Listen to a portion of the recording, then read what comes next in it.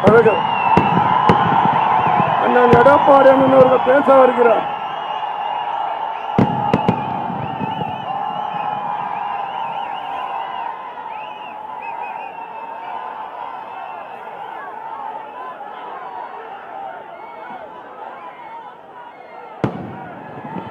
பொன்முனச்சம்மல் புரட்சி தலைவர் எம்ஜிஆர், புரட்சி தலைவி அம்மா இருவரும் தலைவர்களை வணங்கி இந்த எழுச்சி பயண நிகழ்ச்சியிலே கலந்து கொண்டு சிறப்பித்துக் கொண்டிருக்கின்ற நிகழ்ச்சிக்கு தலைமை தாங்கிக் கொண்டிருக்கின்ற முன்னாள் சட்டமன்ற உறுப்பினர் மாவட்ட கழக செயலாளர் அறிவிச்சார் திரு கே.பி. கந்தன் அவர்களே, இந்த நிகழ்ச்சியிலே பங்கு பெற்று சிறப்பித்துக் கொண்டிருக்கின்ற முன்னாள் ஆளுநர் மதிப்புக்கும் மரியாதைக்கும் உரிய டாக்டர் தமிழிசை சவுந்தரராஜன் அவர்களே,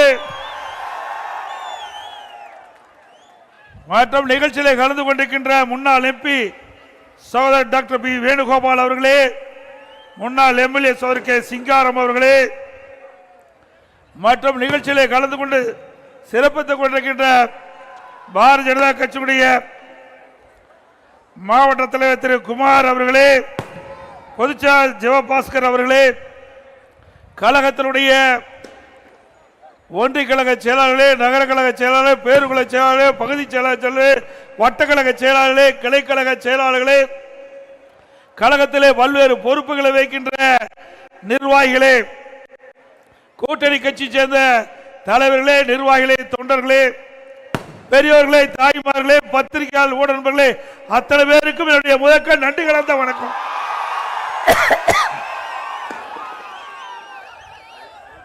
இன்னைக்கு சோழிங்கநல்லூர் சட்டமன்ற தொகுதி அதிமுக கோட்டை. இந்த தொகுதி நுழைகின்ற பொழுது இந்த பகுதிக்கு வருவதற்கு சுமார் 1 மணி நேரம் மக்கள் வெள்ளத்தில் நீந்தி வந்தார். அந்த அளவுக்கு மக்கள் எழுச்சியோடு இன்றைக்கு ஆரவாரத்தோடு உங்களை சந்திக்கின்றேன். அடுத்த ஆண்டு நடைபெறுகின்ற சட்டமன்ற பொதுத் தேர்தலில் இந்த தொகுதி வெற்றி பெறுவதற்கு உங்களுடைய ஆரவாரமே சாட்சி. இன்றைக்கு பல பேர் பேசிக் கொண்டிருக்கின்றார்கள். குறிப்பா திரு ஸ்டாலின் அவர் பேசுகிறார், திராவிட முன்னேற்ற கழகம் 200 இடங்களிலே வெற்றி பெறும் என்று. இந்த கூட்டத்தின் வாயிலாக நான் தெரிவித்துக் கொள்கின்றேன், அண்ணா திமுக தலைமையிலே அமைக்கப்படுகின்ற கூட்டணி 210 இடங்களிலே வெல்லும். கடந்த 4.25 ஆண்டு காலத்தில் திராவிட முன்னேற்ற கழகம் மக்களிடத்தில் மிகுந்த வெறுப்பை தேடி உள்ளது. மிகுந்த வெறுப்புக்கு ஆளாகி இருக்கிறது இந்த அரசாங்கம். எங்க பார்த்தாலும் லஞ்சம், சட்ட ஒழுங்கு அடியோடு சீர்குலைவு, எங்க பார்த்தாலும் கொலை, கொள்ளை, திருட்டு, வழிப்பறிவு, பாலியல் சீண்டல், பெண்கள் நிம்மதியாக வாழ முடியல, பெண்கள் தனியாக செல்ல முடியல, சிறுமிகளுக்கு பாதுகாப்பு இல்ல, பாட்டி அம்மாவுக்கு பாதுகாப்பு இல்ல. இப்படிப்பட்ட ஒரு அலங்கோல ஆட்சி தமிழகத்திலே அகற்றப்பட வேண்டும். இன்றைய தினம் சட்ட ஒழுங்கு டிஜிபி அதை கூட முறையாக நியமிக்க முடியாத திராணற்ற அரசு ஸ்டாலின் அரசு. சிந்திச்சு பாருங்க. இன்றைக்கு உயர் நீதிமன்றம், உச்ச நீதிமன்றம் கருத்துக்கள் தெரிவிக்கப்பட்டு விட்டது. விரைவாக சட்ட ஒழுங்கு டிஜிபி நியமிக்கப்பட வேண்டும் என்று தெரிவிக்கப்பட்டது. இதுல யுபிஎஸ்சி இன்றைக்கு அதன் மூலமாக தேர்வு செய்யப்பட வேண்டும். இன்றைக்கு இந்த அரசாங்கம் யுபிஎஸ்சி அங்கிருந்து 3 பேர் கொண்ட பட்டியல மாநில அரசுக்கு அனுப்பப்பட்டு விட்டது. இது மாநில அரசு பரிந்துரை செய்யப்பட்ட அதிகாரிகள் தான் அவர்கள். இவர்கள் பரிந்துரை செய்யப்பட்ட இந்த அதிகாரிகளை யுபிஎஸ்சி அதில் 3 பேர் தேர்வு செஞ்சு மாநில அரசுக்கு அனுப்பிச்சிருக்குது. இதுவரைக்கும் டிஜிபி நியமிக்க முடியல. அதுக்கு காரணம் இவர்களுக்கு ஜால்ரா போடுற டிஜிபி கிடைக்கல. ஜால்ரா போடுற டிஜிபி கிடைக்கல. ஒரு நல்ல டிஜிபி, திறமையான டிஜிபி வந்தா தான் சட்ட ஒழுங்கு பாதுகாக்க முடியும். சட்ட ஒழுங்கு பாதுகாக்கக்கூடிய டிஜிபிய இந்த அரசு இதுவரை நியமிக்கப்படல. பொறுப்பு டிஜிபி ஒருத்தர் போட்டாரு, அவருக்கு உடல்நல சரியில்லை, அதுக்கு ஒரு பொறுப்பு டிஜிபி நியமித்த பொறுப்பு இல்லாத முதலமைச்சர் திரு ஸ்டாலின். இந்தியாவில் எந்த மாநிலத்திலும் இப்படிப்பட்ட ஒரு அலங்கோல ஆட்சி பார்க்க முடியல. ஆக சட்ட ஒழுங்கு டிஜிபி முறையாக நிரந்தர டிஜிபி நியமிக்கப்பட்டால் தான் மக்களுக்கு முழு பாதுகாப்பு கிடைக்கும். ஆனா இந்த அரசாங்கம் அதை பற்றி கவலைப்படல. இவர்களுக்கு வேண்டியப்பட்டவர்கள் டிஜிபி ஆக வேண்டும், அந்த எண்ணத்தோடு செயல்படுவதுதான் கண்டிக்கத்தக்கது. மக்களை பற்றி கவலைப்படாத அரசாங்கம் திரு ஸ்டாலின் அரசாங்கத்தை நாம் எண்ணி பார்க்க வேண்டும். இன்றைக்கு சமூகத்துறை அமைச்சர் தூத்துக்குடியில் ஒரு கருத்து சொல்றாங்க. 6999 போக்சோ வழக்கு பதிவு செய்யப்பட்டது. அந்த போக்சோ வழக்கு சிறுமிகள் பாலியல் சீண்டலுக்கு ஆளாக்கப்பட்ட வழக்கு. அதற்காக 104 கோடி நிவாரணம் வழங்கப்பட்டதாக பெருமையாக பேசிக் கொள்கிறார். வெக்கமா இல்ல? நல்லா சிந்திச்சு பாருங்க. இன்றைக்கு 6999 சிறுமிகள் பாதிக்கப்பட்டிருக்காங்கன்னா இந்த ஆட்சி எப்படிப்பட்ட ஆட்சி என்பதை நாம எண்ணி பார்க்க வேண்டும். சிறுமிகளுக்கு பாதுகாப்பு இல்லாத ஆட்சி, வெக்கமில்லாத இதை வேற பெருமையா பேசுற ஆட்சி தான் ஸ்டாலின் மாடல் ஆட்சியை நாம் எண்ணி பார்க்க வேண்டும். அதோட இன்றைக்கு இந்த ஆட்சி பொறுப்பேற்ற பிறகு எல்லா ஊழல், டாஸ்மாக் ஊழல், தமிழகத்தில் சுமார் 6000 மதுபான டாஸ்மாக் கடை இருக்குது. 6000 டாஸ்மாக் கடையில் ஒரு பாட்டில் 10 ரூபா அதிகமா கொடுத்து வாங்க வேணும். ஒரு நாளைக்கு 1.5 கோடி பாட்டில் விற்குது. எவ்வளவு பாட்டில் விற்குது? 1.5 கோடி. ஒரு பாட்டிலுக்கு 10 ரூபாய்னா ஒரு நாளைக்கு 15 கோடி இந்த டாஸ்மாக் கடையிலிருந்து மட்டும் முறைகேடாக சம்பாதித்து மேலிடத்துக்கு அனுப்பிச்சிட்டு இருக்காங்க. மேலிடம் யாரு?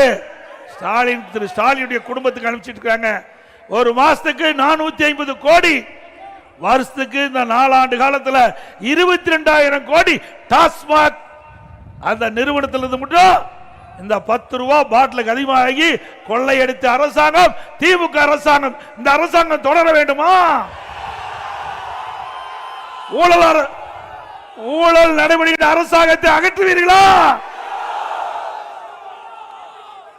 அது மட்டுமல்ல, திராவிட முன்னேற்ற கழக அமைச்சரவையில் இருக்கின்ற ஒரு நிதி அமைச்சர் திரு பழனிவேல் தியாகராஜன் என்பவர் இப்ப வேற இலாக்காவுக்கு போயிட்டாங்க. அவர் ஆடியோ மூலமாக ஒரு செய்தியை பரப்பினார். 30,000 கோடி.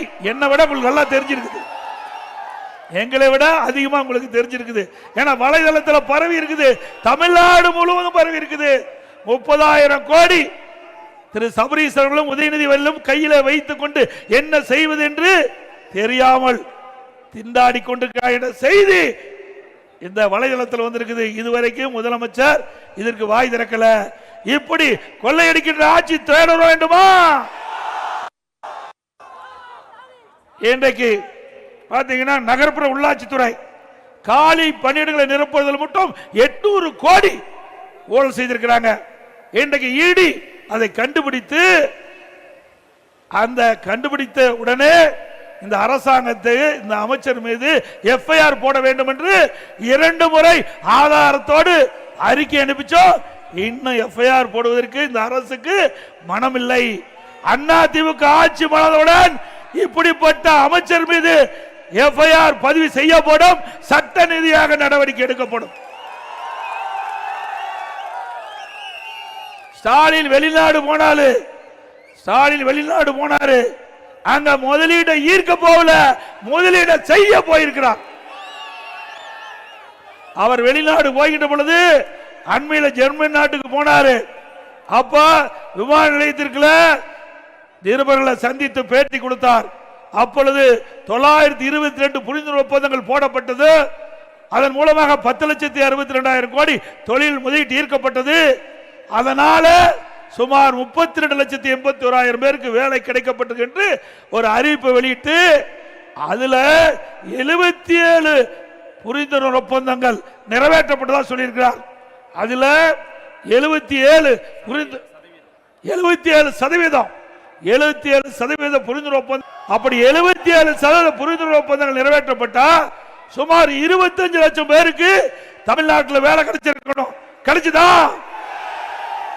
பச்சை பொய். ஒரு புரிந்துணர்வு ஒப்பந்தம் போட்டா குறைந்தபட்சம் அந்த தொழில் நிறுவனங்கள் நிறுவதற்கு 3 ஆண்டிலிருந்து 5 ஆண்டு காலம் பிடிக்கும். நிலம் தேர்வு செய்ய வேணும், அதுக்கு தேவையான நிதி ஆதாரத்தை பெருக்க வேணும், முதற்கட்ட பணி செயல்படுத்த வேணும், அதற்கு தேவையான அனுமதிகள் வாங்க வேண்டும். இவ்வளவும் செயல்படுவதற்கு சுமார் 3 ஆண்டிலிருந்து 5 ஆண்டு காலம் பிடிக்கும். ஆனால் இன்றைய முதலமைச்சர் வேண்டுமென்றே திட்டமிட்டு மக்களை ஏமாற்ற, இளைஞர்களை ஏமாற்றுவதற்காக இப்படி ஒரு பச்சை பொய்யை சொல்லிய முதலமைச்சர் திரு ஸ்டாலின் என்பதை நாம் எண்ணி பார்க்க வேண்டும். அதோட அதிமுக ஆட்சி 2015 மாண்புமிகு புரட்சி தலைவி அம்மா அவர்கள் தமிழகத்தினுடைய முதலமைச்சராக இருந்த காலகட்டத்தில் 2015 தொழில் முதலீட்டாளர் மாநாட்டை சென்னையில் நடத்தினாங்க. சுமார் 2,42,000 கோடி தொழில் முதலீடு ஈர்க்கப்பட்டது. 98 புரிந்துணர்வு ஒப்பந்தங்கள் போடப்பட்டது. இதில் 72% புரிந்துணர்வு ஒப்பந்தம் நடைமுறைக்கு வந்துட்டது. பல லட்சம் பேருக்கு வேலை கிடைச்சது. அதே வழியில் வந்து அம்மாவுடைய அரசு 2019 ஜனவரியில் தொழில் முதலீட்டு மாநாட்டை நடத்தணும் சென்னையில். அதன் மூலமாக சுமார் 3,500,000 கோடி தொழில் முதலீட்டு ஈர்த்தோம். 304 புரிந்துணர்வு ஒப்பந்தம் போட்டோம். அதில் 27% நிறைவேற்றப்பட்டது. இன்னும் இப்பொழுது நிறைவேற்றப்பட்டு வருது. இந்த தொழிற்சாலை எல்லாம் கொண்டு வந்த அரசாங்கம் அதிமுக அரசாங்கம். அதன் மூலமா தான் வேலை கிடைச்சிட்டு இருக்குது. இன்னைக்கு ஸ்டாலின் பெருமையா பேசுறாருல்ல, அந்த பெருமைக்கு நாம் தான் காரணம். நாம விதை போட்டோம், செடி முளைத்தது, மரமாச்சு. இப்போ பூ பூத்து காயாயி பழத்தை இவர்கள் பறிச்சுட்டு இருக்கிறாங்க. இவர்கள் கொண்டு வந்த திட்டத்தினால தமிழ்நாட்டில் ஏழைகளுக்கு, இளைஞர்களுக்கு வேலை கிடைக்கல. அனைத்து இந்திய அண்ணா திராவிட முன்னேற்ற கழக ஆட்சியில் தொழில் முதலீட்டை ஈர்த்து, அந்த தொழில் முதலீட்டை ஈர்த்த காரணத்தினால தமிழகத்தில் பல தொழிற்சாலைகள் வந்த விளைவில் பல லட்சம் பேருக்கு வேலை கிடைச்சிருக்குது. தமிழ்நாடு பொருளாதாரத்தில் உயர்ந்த நிலைக்கு வந்திருக்குது. திராவிட முன்னேற்ற கழக ஆட்சியில் தொழில் முதலீட்டு ஈர்த்ததா சொன்னாங்க. சட்டமன்றத்தில் நான் கேள்வி கேட்டேன், பத்திரிகையின் வாயிலாக அறிக்கை விட்டேன், ஊடகத்தின் வாயிலாக பேட்டி கொடுத்தேன். திரு ஸ்டாலினுடைய அரசாங்கத்தில் இருக்கின்ற தொழில்துறை அமைச்சர் அவர்களே, நீங்க வெள்ளை அறிக்கை விடுங்க. திராவிட முன்னேற்ற கழக ஆட்சியில் எவ்வளவு புரிந்துணர்வு ஒப்பந்தம் போட்டீங்க, எவ்வளவு தொழில் முதலீட்டு ஈர்த்தீங்க, எத்தனை தொழில் தமிழகத்தில் வந்து இப்பொழுது தொடங்கப்பட்டிருக்கின்றது, எத்தனை தொழில் நிறைவு பெற்று வேலைவாய்ப்பு எவ்வளவு பேர் கிடைச்சு சொன்னா வெள்ளை பேப்பரை காட்டுறார், வெள்ளை பேப்பரை காட்டுறார். உண்மை அதுதான். ஒண்ணுமே நடக்கல, அதுதான் வெள்ளை பேப்பரை காட்டிட்டாரு. உண்மைத்தான் சொல்லி இருக்கிறார். ஆக ஒரு பிரதான எதிர்கட்சி மக்களுடைய கேட்கிறார்கள், மக்களுடைய பிரச்சனை மக்கள் கேட்கின்றார்கள். மக்கள் கேட்கின்ற அந்த கேள்வியின் அடிப்படையில் தான் பிரதான எதிர்க்கட்சி என்ற முறையில் நாங்கள், இளைஞர்கள் கேட்கின்றார்கள், பொதுமக்கள் கேட்கின்றார்கள், தமிழகத்தில் எவ்வளவு தொழில் வந்தது, எவ்வளவு முதலில் ஈர்க்கப்பட்டீங்க, அதனுடைய நிலை என்ன, எவ்வளவு பேருக்கு வேலை கிடைத்தது, அதை சொல்ல வேண்டிய கடமை ஆளுங்கட்சி.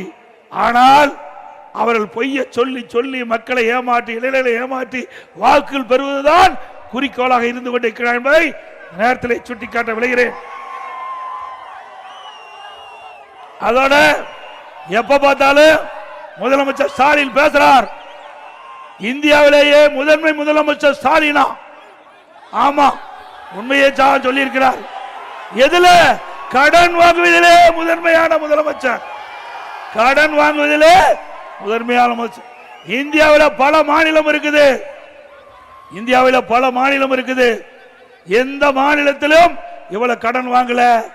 தமிழ்நாட்டில் தான் அதிக கடன் வாங்குறதுல முதல் மாநிலம் இந்தியாவிலேயே தமிழ்நாடு தான்.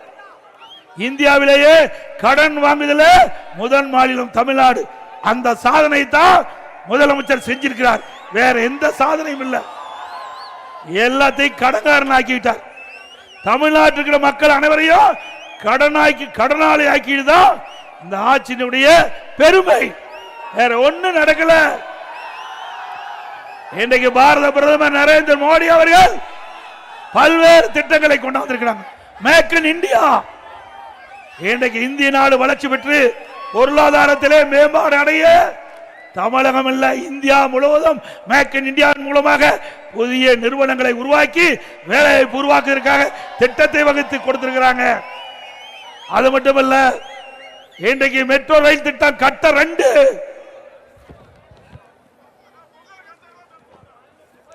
மெட்ரோ ரயில் திட்டம் கட்டம் 2 இந்தியாவிலேயே ஒரே திட்டத்திற்கு 63,000 கோடி எங்கேயும் கொடுக்கல.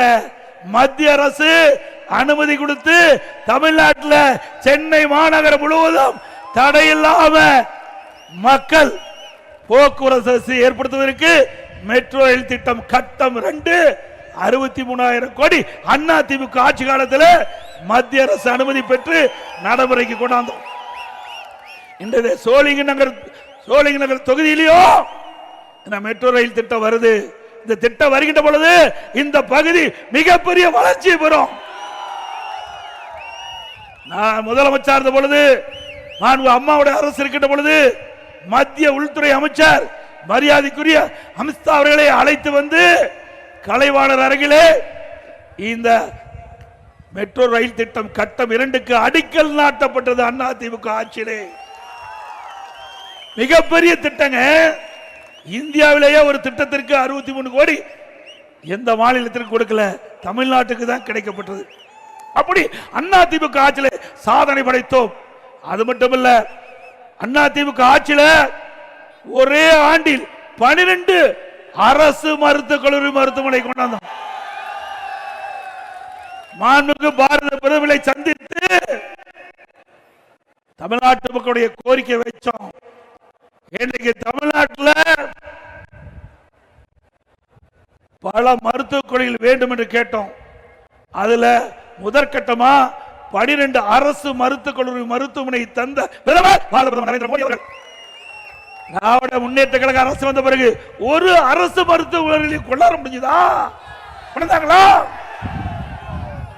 அதுக்கு தில்லு திராணி தெப்பு வேணும். அண்ணா திமுக ஆட்சி கிட்ட பொழுது மத்திய அரசோடு இணக்கமா இருந்து தமிழ்நாட்டு மக்களுக்கு என்ன தேவை என்பதை உணர்ந்து மத்திய அரசிடம் கேட்டு 12 அரசு மருத்துவமனை கொண்டாந்தோம்.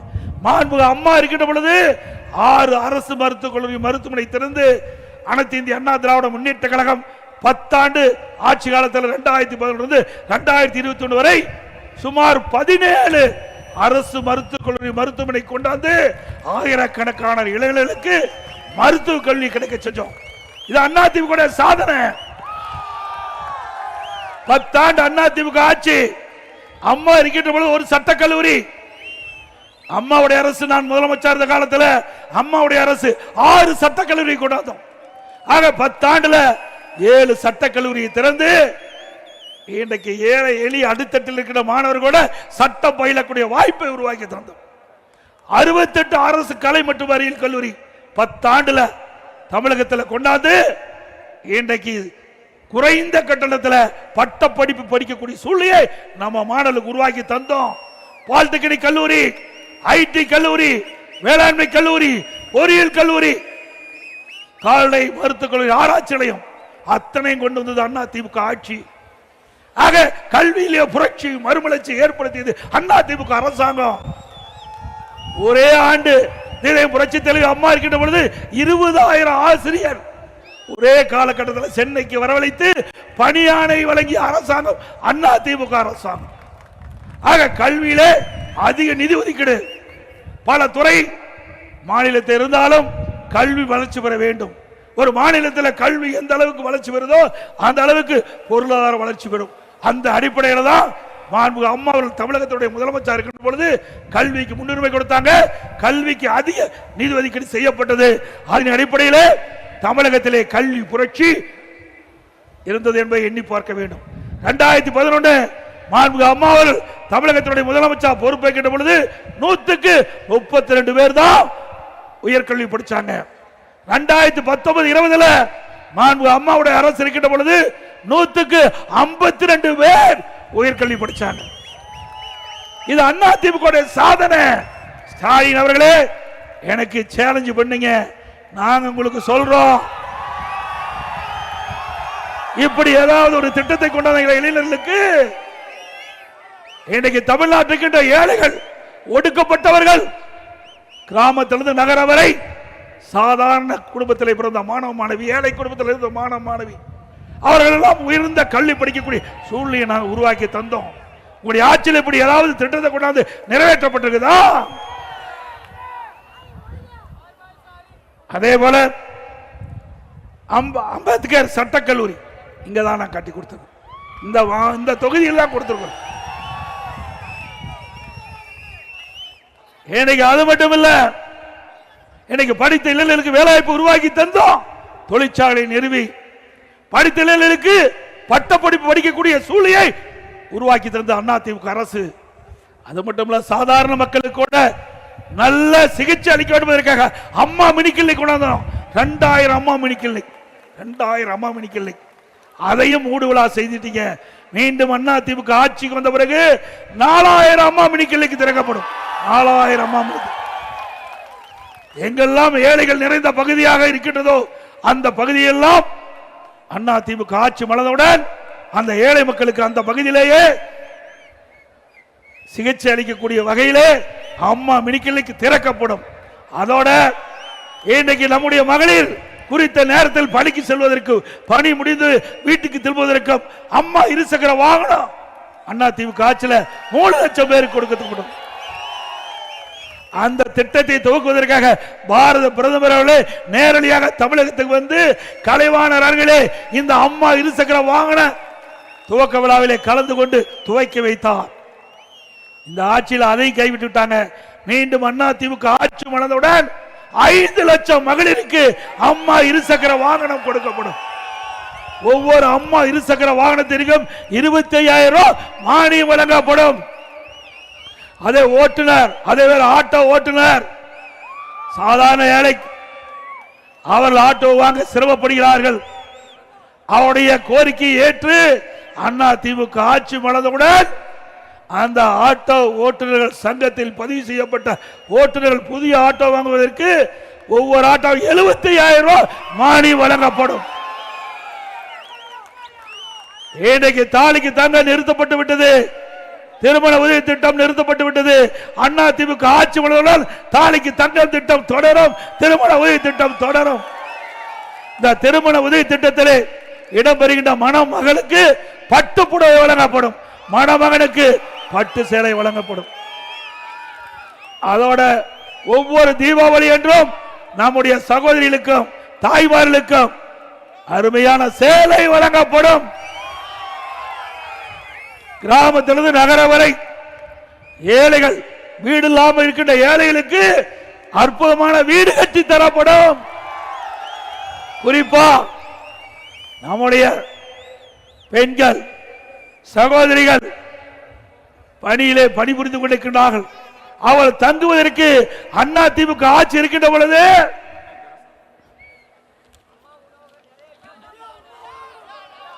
தனியார் அலுவலகத்தில் பணிபுரிகின்ற பெண்களுக்கு சென்னை, மதுரை, கோவை, திருச்சி 10 இடங்களில் அன்னை தெரசா மகளிர் தங்கும் விடுதி கட்டி கொடுத்தோம். மீண்டும் அதிமுக ஆட்சி மலர்ந்தவுடனே இந்த பக்கம் ஐடி நிறுவனம் அதிகமா இருக்குது. அந்த நிறுவனத்தில் பணிபுரிகின்ற நம்முடைய பெண்களுக்கு சகோதரிகளுக்கு விடுதிகள் கட்டி கொடுக்கப்படும். சோழிங்கநகர் பகுதியிலே ஆயிரக்கணக்கான பேர் தங்கக்கூடிய பாதுகாப்பு அம்சம் கூடிய விடுதி கட்டி கொடுக்கப்படும். அதோட அம்மா உணவகம் நிச்சயமாக கொடுக்கப்படும். ஏழைகள் வயிறார உணவு, தரமான உணவு குறைந்த விலையில கொடுக்கப்படும். வேண்டுமென்ற திட்டமிட்டு அதிமுக ஆட்சியில கொண்டு வந்த திட்டமிட்ட ஒரே காரணத்திற்காக இந்த திட்டத்தை இந்த அரசு படிப்படியா கைவிட்டுக் கொண்டிருக்கிறது. பல இடத்துல அம்மா உணவகத்தை மூடிட்டாங்க. பல இடத்துல அம்மா உணவகத்தில் பணிபுரிந்த பணியாளர்களுடைய எண்ணிக்கை குறைச்சிட்டாங்க. அம்மா உணவகத்திற்கு தேவையான பொருள் முழுமையா வழங்கல, தரமான பொருள் வழங்கல. மீண்டும் அதிமுக ஆட்சி வளர்ந்த உடனே அம்மா உணவகத்துக்கு தரமான பொருள் வாங்கி கொடுக்கப்படும், தேவையான பணியாளர்கள் நியமிக்கப்படும். எல்லா இடங்களிலும் எங்கெங்க மக்கள் அதிகமாக இருக்கின்றார்களோ அந்த பகுதியிலும் புதிதாக அம்மா உணவகம் திறக்கப்படும். இன்றைக்கு இந்த ஆட்சியில பாத்தீங்கன்னா விளம்பர மாடல் ஆட்சி, போட்டோ ஷூட், தினம் ஒரு பேர் வைப்பாரு, தினம் ஒரு அறிவிப்பு, அதோட முடிஞ்சு. பெயர் வைப்பதில் ஸ்டாலினுக்கு நோபல் பரிசு கொடுக்கலாம், பெயர் வைப்பில் நோபல் பரிசு கொடுக்கலாம். இன்னைக்கு ஒரு திட்டத்தை அறிவிப்பாரு, ஒரு குழுவை போட்டுருவார். ஒரு திட்டத்தை அறிவிச்ச உடனே ஒரு குழுவை போட்டுருவார். ஏன்னா ஐஏஎஸ் அதிகாரி மீது அவருக்கு நம்பிக்கை இல்லை. இந்த குழு போட்டு ஒரு தலைவர் போட்டு ஒரு ஐஏஎஸ் அதிகாரி போய் அவருக்கு கீழே பணிபுரியுமா? எந்த ஐஏஎஸ் அதிகாரி போய் பணிபுரிவாங்க? அவர் 20 ஆண்டு காலம் பணிபுரிஞ்சு செயலாளர் பதவியில் இருக்கிறாங்க. அப்படி செயலாளர் பதவியில் இருக்கும் போது அந்த ஒரு திட்டத்தை அறிவிச்சு அவருடைய துறையில அதுக்கு ஒரு குழு போட்டு தலைவர் போட்டா அவர் போய் பணி செய்வாரா? எல்லா பயிலையும் சுழிச்சு அப்படியே தன்னை அப்படி அப்படியே கிடப்புல கிடக்குது. சுமார் 52 குழு 52 குழு போட்டிருக்காங்க. 52 குழுவும் கிடப்புல கிடக்குது. இந்த ஆட்சியுடைய லட்சணத்தை பாருங்க. அது மட்டும் இல்ல, திரு ஸ்டாலின் அவர்கள் நிதி மேலாண்மை அதுக்கு ஒரு நிபுணர் குழு போட்டார், நிபுணர்களை நியமிச்சார். அந்த நிபுணர் குழு வெள்ளை அறிக்கை வேணும்னு கேட்டோம், இதுவரைக்கும் வெளியிடல. இந்த நிபுணர் குழு அமைச்ச பிறகுதான் அதிகமாக கடன் வாங்கியிருக்காங்க. நிபுணர்கள் அமைக்கப்பட்டதா தமிழ்நாட்டில் 5 லட்சம் கோடி கடன் வாங்கியிருக்கிறாங்க. அதோட விலைவாசி முன்னை முட்டுக்கிட்ட அளவுக்கு உயர்ந்து போச்சு. அரிசி விலை அதிமுக ஆட்சி இருந்ததை விட கிலோவுக்கு 25 கூடுதல். அதே போல எண்ணெய் விலை ஒரு லிட்டர் 60 ரூபாய் உயர்ந்து போச்சு. பருப்பு விலை சுமார் 70 ரூபாய் ஒரு கிலோவுக்கு உயர்ந்திருக்குது. இப்படி விலை உயர்ந்ததால் மக்கள் கடுமையா பாதிக்கப்பட்டிருக்காங்க. அதை பத்தி எல்லாம் கவலை இல்லை. அதிமுக ஆட்சி இருக்கின்ற பொழுது எந்த உணவுப் பொருள் விலை ஏறினாலும் உடனடியாக அதை கட்டுப்படுவதற்கு கட்டுப்பாட்டு நிதி என்று 100 கோடி ஒதுக்கி எந்த உணவுப் பொருள் இங்க அதிகமா விளைவிக்குதோ, எந்த உணவுப் பொருள் எந்த மாநிலத்தில் குறைவா விலை இருக்குதோ அங்க கொள்முதல் செஞ்சு தமிழ்நாட்டுக்கு கொண்டு வந்து அந்த விலை உயர்வை தடுத்து நிறுத்தி மக்களுக்கு உதவி செய்த அரசாங்கம் அதிமுக அரசாங்கம். கட்டுமான பொருள், கட்டுமான பொருள் பார்த்தீங்கன்னா நீ வீடே கட்ட முடியாது. இந்த நகர பகுதியெல்லாம் மக்கள் வசிக்கிறாங்க, நடுத்தர மக்கள் அதிகமாக வசிக்கிறாங்க, வீடு கட்ட முடியாது. அதிமுக ஆட்சியில் இருந்ததும் திமுக ஆட்சியில் இருந்தும் எவ்வளவு விலை வித்தியாசம் பாருங்க. ஒரு யூனிட் எம்சாண்ட் அதிமுக ஆட்சியில் 3000 ரூபாய், இப்போ 6000 ரூபாய் ஒரு யூனிட் எம்சாண்ட் விலை. அதாவது ஒரு யூனிட் ஜல்லி அதிமுக ஆட்சியில் 2000 ரூபாய், இப்போ 5500 ரூபாய் ஒரு யூனிட் ஜல்லி. ஒரு டன் கம்பி அதிமுக ஆட்சியில் 40000 ரூபாய், இப்போ ஒரு டன் கம்பி 65000 ரூபாய்க்கு விற்குது. ஒரு செங்கல் அதிமுக ஆட்சியில் 6 ரூபாயிலிருந்து 8 ரூபாய், இப்போ 10 ரூபாயிலிருந்து 13 ரூபாய்க்கு செங்கல் விற்குது. சிமெண்ட் ஒரு மூட்டை அதிமுக ஆட்சியில் 240 ரூபாய், திமுக ஆட்சியில் 350 ரூபாய் ஒரு மூட்டை சிமெண்ட். மரம் 200% விலையேறி போச்சு. இப்படி இந்த பொருள் எல்லாம் விலையேறி போச்சு. இதனால வீடு கட்ட முடியுமா? வீடு கனவுல கட்டிக்கலாம். இனி திமுக ஆட்சி இருக்கிற வரைக்கும் வீடு கட்டிக்கிட்ட எண்ணமே மக்களுக்கு வர முடியாது. அந்த அளவுக்கு விண்ணை முட்டுகின்ற அளவுக்கு விலை உயர்ந்து விட்டது. திராவிட முன்னேற்ற கழக தேர்தல் அறிக்கையில் குறிப்பிட்டாங்க, இந்த இதை அத்தியாவசிய பட்டியலில் சேர்க்கப்பட்டு விலை உயர்ந்த பொழுது கட்டுப்படுத்தப்படும் என்று தேர்தல் அறிக்கையில் குறிப்பிட்டீங்க. நான் சட்டமன்றத்தில் கேட்டேன், இப்படி இந்த கட்டுமான பொருட்கள் விலை தாறுமாறா ஏறி போச்சு, அதை நீங்கள் குறிப்பிட்டவாறு இது அத்தியாவசிய பட்டியலில் சேர்க்கப்பட்டு நடவடிக்கை எடுத்து இந்த விலையை குறைங்கன்னா எந்த பதிலும் இல்லை. ஏன்னா எல்லாம் லஞ்சம் வாங்கிட்டு இருக்காங்க. கொஞ்சம் லஞ்சம் இல்லைங்க, கொள்ளையடிச்சிட்டு இருக்கிறாங்க. இன்றைக்கு ஜல்லி கிருசர் வைத்திருக்கிறவர்கள் ஒரு ஏக்கருக்கு 3 லட்சம், அதே போல கிருசருக்கு 10 லட்சம், ஸ்டாக் யார்டு இருந்தா 5 லட்சம், அப்படி ஒரு கிரசர் வச்சிருக்க 20 லட்சம் ரூபாய் லஞ்சம் கொடுத்தா தான் அந்த கிரசருக்கு பர்மிட் கொடுக்கறாங்க, இல்லைன்னா பர்மிட் கொடுக்கல. கோயம்புத்தூர்ல 4.5 கோடி வாங்கியாச்சு, 4.5 கோடி ஜல்லி கிரசர் கிட்ட அந்த உரிமையாளர்கள் வசூல் பண்ணியாச்சு. திருச்சியில் இருக்கிற ஜல்லி கிரசர் ஓடல, பர்மிட் கொடுக்கல, இவர் கேட்ட லஞ்சம் கொடுக்காதனால. ஆகவே இந்த அரசுக்கு எச்சரிக்கின்றோம். அருள் கூர்ந்து திரு ஸ்டாலின் அவர்களே, நீங்கள் செய்கின்றது மிகப்பெரிய தப்பு. ஊழல் மீது ஊழல் செஞ்சு மக்களை வாட்டி வைத்துக் கொண்டிருக்கிறீர்கள். மேலும் இந்த லஞ்சம் தொடர்ந்தால் யாரெல்லாம் இந்த ஜல்லி கிரசர் உரிமையாளர்கள் மிரட்டி வசூல் செய்கின்றனர்களோ அவர்கள் மீதெல்லாம் சட்ட ரீதியாக நடவடிக்கை எடுக்கப்படும்.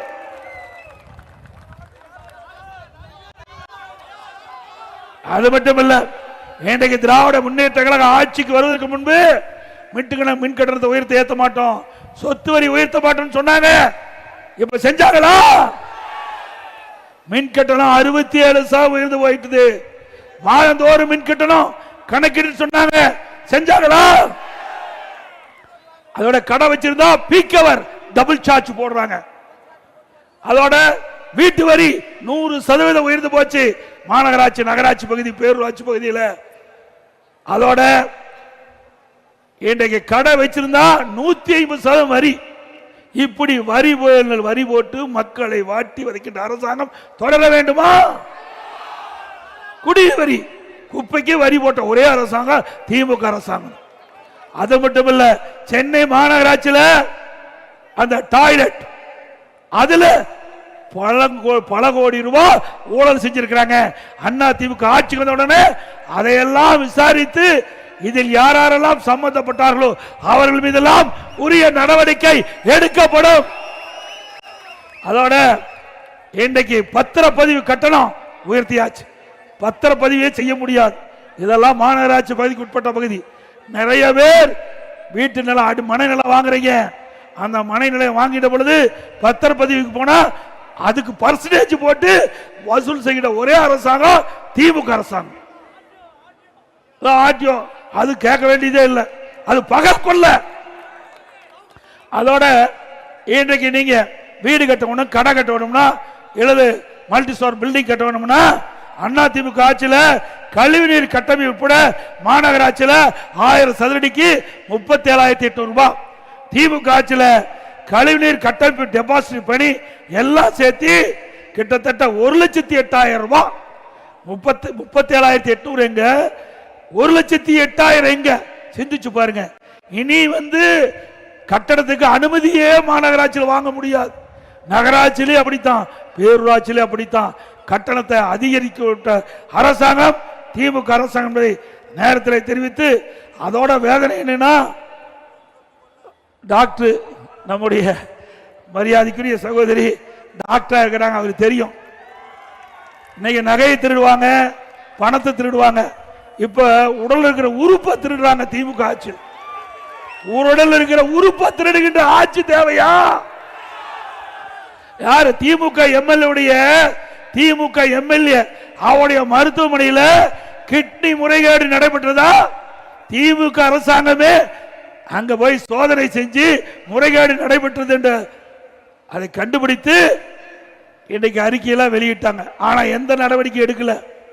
ஏன்னா திமுக எம்எல்ஏவில் ஆக அண்ணா திமுக ஆட்சி வந்த பிறகு இந்த ஏழைகள் கிட்னிய முறைகேடாக திருடிய சம்பந்தப்பட்டவர் மீது சட்ட ரீதியாக நடவடிக்கை எடுக்கப்படும். இது கேவலமான ஆட்சி இல்ல. வறுமையின் காரணமா அவளுக்கு பணத்தாசை காட்டி ஏழைகளுடைய கிட்னியை திருடுகின்ற ஆட்சி தொடர வேண்டுமா? எவ்வளவு அயோக்கியத்தனம்!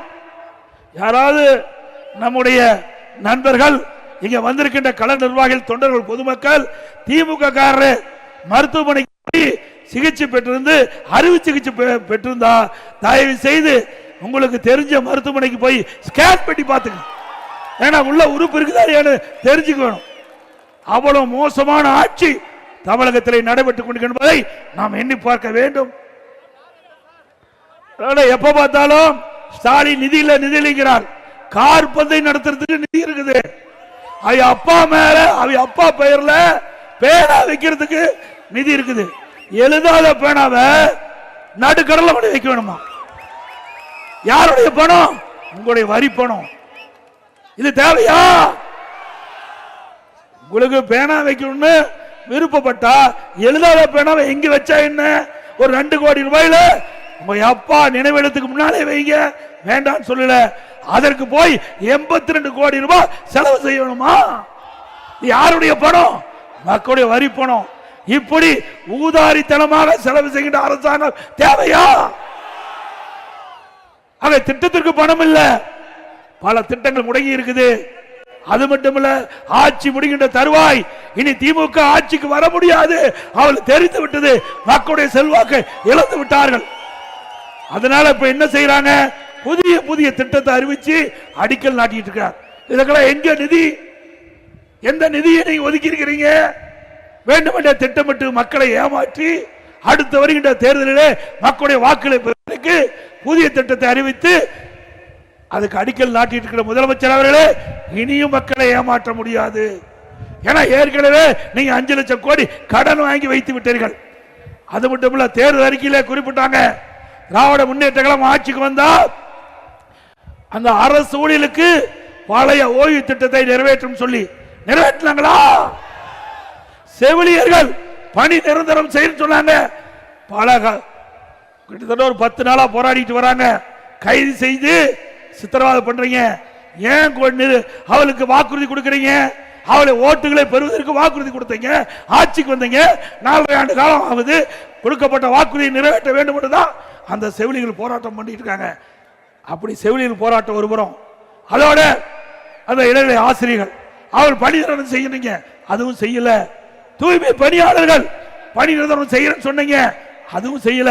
அவர்களும் போராட்டம் நடத்திட்டு இருக்காங்க. இப்படி தமிழகம் போராட்ட களமாக மாறிவிட்டது. இனி திரு ஸ்டாலின் அவர்களே, உங்களுடைய ஆட்சிக்கு சாவு மணி அடிக்கப்பட்டு விட்டது. நாட்டு மக்கள் அத்தனை பேருக்கு வெறுப்புள்ளாகிவிட்டார்கள். உங்கள் ஆட்சி காலத்திலே நீங்கள் கொடுக்கப்பட்ட வாக்குறுதி முழுமையாக நிறைவேற்றவில்லை. அடுத்த ஆண்டு நடைபெறும் சட்டமன்ற பொதுத் தேர்தலில் அனைத்து இந்திய அண்ணா திராவிட முன்னேற்ற கழக தலைமையிலே அமைக்கப்படுகின்ற கூட்டணி 210 இடங்களிலே வெல்லும். அண்ணா திமுக தனி பெருமையோடு ஆட்சி அமைக்கும் என்று கூறி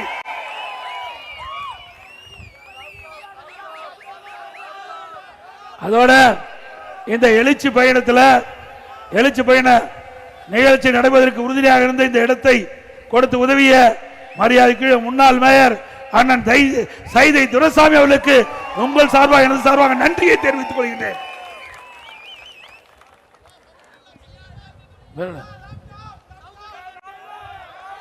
அங்க பேசிட்டேன். அதிமுக ஆட்சி வளர்ந்தவுடன் நிறுத்தப்பட்ட திட்டங்கள் தொடரும். லேப்டாப் மாணவர்களுக்கு வழங்கப்படும். அடுத்த ஆண்டு நடைபெறுகின்ற சட்டமன்ற பொதுத் தேர்தலில் அனைத்து இந்திய அண்ணா திராவிட முன்னேற்ற கழக கூட்டணி சார்பாக அதிமுக வேட்பாளர் நிறுத்தினா கட்டளைக்கு வாக்களிங்க. கூட்டணி வேட்பாளர் நிறுத்தினா அந்த கட்சியுடைய வேட்பாளருக்கு வாக்களிக்க வேண்டுமாய் அன்போடு இந்த நேரத்தில் கேட்கிறேன். மக்களை காப்போம், தமிழகத்தை மீட்போம், மக்களை தமிழகத்தை மக்களை தமிழகத்தை மக்களை தமிழகத்தை மக்களை தமிழகத்தை பை பை ஸ்டாலின். நன்றி, வணக்கம். அனைவருக்கும் இனிய புத்தாண்டு நல்வாழ்த்துக்கள். அனைவருக்கும் இனிய தைப்பொங்கல் நல்வாழ்த்துக்கள்.